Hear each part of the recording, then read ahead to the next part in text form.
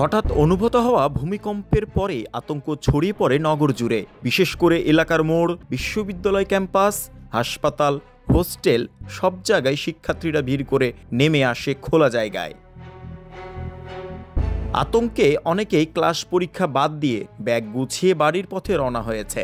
শিক্ষার্থীদের বেশিরভাগই বলছেন হঠাৎ দুলে ওঠা ভবন যেন মুহূর্তেই সবকিছু থামিয়ে দেয়।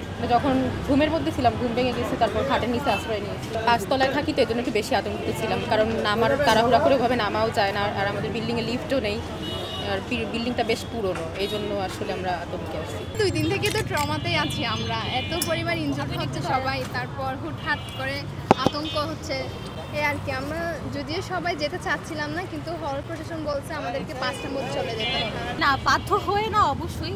এই যে ভূমিকম্প হলো, অনেক মেয়েরা কিন্তু ট্রমায় চলে গেছে। এখন দেখা যাচ্ছে যে সামান্য একটু কেউ চিৎকার দিলে বা কেউ কিছু হচ্ছে ঝাঁকুনি দিলে মেয়েরা ট্রমাতেই বের হয়ে যায়। তো অনেকে মনে করছে যে তাদের বাড়ি হচ্ছে সেফ, সো অনেকে নিজের ইচ্ছায় হল ত্যাগ করছে, আর বেশিরভাগই এটাই, কেউ বাধ্য হয়ে আসলে করছে না। এদিকে ভূমিকম্পের পরপরই সোশ্যাল মিডিয়ায় শুরু হয়েছে নানা গুজব। কেউ বলছে আগামী রাতে নাকি বড় ভূমিকম্প হবে, আবার কেউ বলছে 9 মাত্রার শক্তিশালী কম্পন নাকি আসছে, যার কোনো বৈজ্ঞানিক ভিত্তি নেই।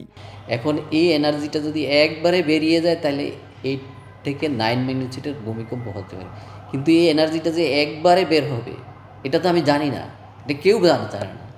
এটা যদি ভেঙে ভেঙে বের হয়, যেমন ওই দিন কিছু বের হয়ে গেল, এরকম আরেকটা 6 ম্যাগনিটিউডে আর একটু দূরে গিয়ে বের হয়ে গেল, ইন্ডিয়ান বর্ডারে গিয়া, ইন্ডিয়া মায়ানমার বর্ডার, তারপর বাংলাদেশ মায়ানমার বর্ডারে, ওইখানেও তো প্রচুর ভূমিকম্প হচ্ছে, ওইখানেও এনার্জি রিলিজ হচ্ছে। তো এনার্জি ছোটো ছোটো ভূমিকম্প দিয়ে যদি রিলিজ হয়ে যায়, ওই 9টা তো আর থাকবে না, তখন এরকম ছোট ছোট হতে পারে। এই জন্য কেউ বলতে পারবে না যে 9 মাত্রার ভূমিকম্প হবে। অর্থাৎ এটা হলো পসিবিলিটি, হলো এইখানে স্টোর অবস্থায় আছে এনার্জিটা, এই এনার্জিটা আস্তে আস্তে রিলিজ হবে বিভিন্ন ভূমিকম্প, এটা বের হতেই হবে।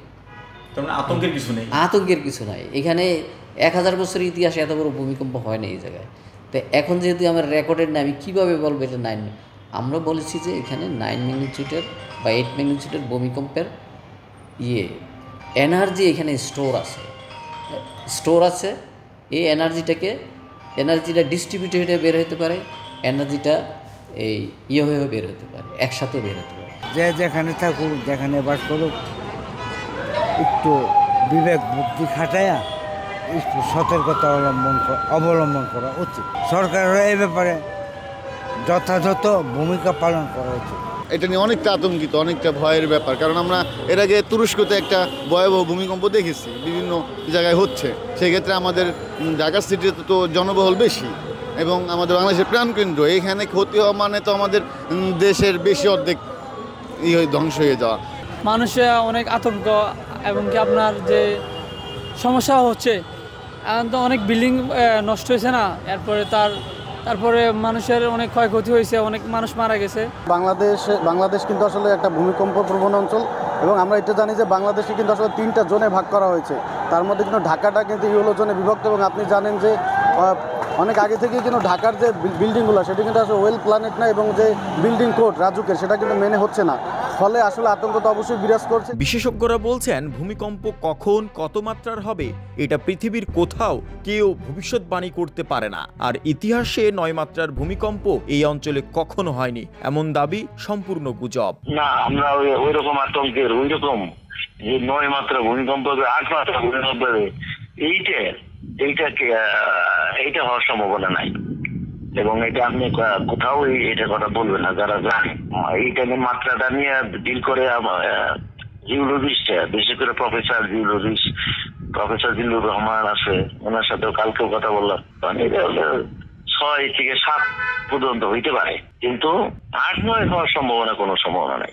এটা আমরা প্লেট বাউন্ডারি ফলসে তো বড় ওরা আটকে হয়, এখানে তো আমাদের প্লেট বাউন্ডারি নেই। প্লেট বাউন্ডারি হলো সিলেটের বর্ডারে, মিয়ানমারের বর্ডারের প্লেট বাউন্ডারি। ওখানে যদি বড় ভূমিকম্প হয় 7, 7.5, সেগুলো ঢাকায় এফেক্ট করবে, কিন্তু ঢাকার ভিতরে আপনি 7 মাত্রার উপরে আটকে হওয়ার সম্ভাবনা নাই। ক্যাম্পাস থেকে শুরু করে শহরের সাধারণ মানুষের মধ্যেও এখন আতঙ্ক বিরাজ করছে, কিন্তু বিশেষজ্ঞরা বলছেন ভয় নয়, দরকার সচেতনতার। সোশ্যাল মিডিয়ার গুজব মানুষের অস্থিরতা বাড়াচ্ছে, যা থেকে বিরত থাকতে হবে। আমার যেটা মনে হলো যে আসলে যদি একদিকে হচ্ছে আমরা বেঙ্গল 4 ডিপের অংশ এবং এখানে পলি দিয়ে তৈরি এই অঞ্চলগুলো, এখানে নতুন ফল লাইন তৈরি হচ্ছে এবং সেই ফল লাইনটা খুব সম্ভবত খুব বেশি সময় আগে তৈরি হয়নি, হয়তো 100, 200 বা 500 বছরের মধ্যে, এবং সে খুবই অ্যাক্টিভ এখানে। যে কারণে এই সময়ে এসে আপনার এখানে অনেকগুলা ফল লাইন তৈরি হতে গিয়ে নিশ্চয়ই নিচে আমরা অনেকগুলো গবেষণায় পেয়েছি এবং রিসেন্টলি 2018 সালে হায়দ্রাবাদ ইউনিভার্সিটির সমুদ্র বিজ্ঞান ও পরিবেশ বিজ্ঞানের সায়েন্টিস্ট একটা গবেষণা করেছেন। তারা বলেছেন যে বাংলাদেশে 16 থেকে 20 কিলোমিটার নিচে ব্যাসল্টের একটা বড় ধরনের লেয়ার রয়েছে। তো সেখান থেকে ধারণা করা যায় ওই অংশটাই মূলত হিমালয়ের সাথে তৈরি এবং সেখানে আগ্নেয়গিরি অগ্নুৎপাতও ছিল। যদি আমি কিছুদিন আগে থেকে বলছি যে বাংলাদেশে আগ্নেয়গিরি আছে কিনা, বেশ কিছু এভিডেন্স সামনে আনার চেষ্টা করছিলাম। তো যেহেতু আমাদের 16 থেকে 18 কিলোমিটার নিচে বা 20 কিলোমিটার যে ব্যাসল্টের আস্তর আছে একটি, বিশেষজ্ঞরা বলছেন আতঙ্ক নয়, প্রয়োজন সচেতনতা। আর সচেতন হলেই বাঁচানো সম্ভব হাজারো মানুষের প্রাণ, সম্ভব বিভিন্ন স্থাপনা, বিভিন্ন প্রাকৃতিক দুর্যোগের যে ক্ষয়ক্ষতি সেটির ব্যাপকতা। জয় ক্রিস্টোফার বিশ্বাস, দ্য নিউজ, ঢাকা। দেশে দেশে সবার সাথে, দ্য নিউজ।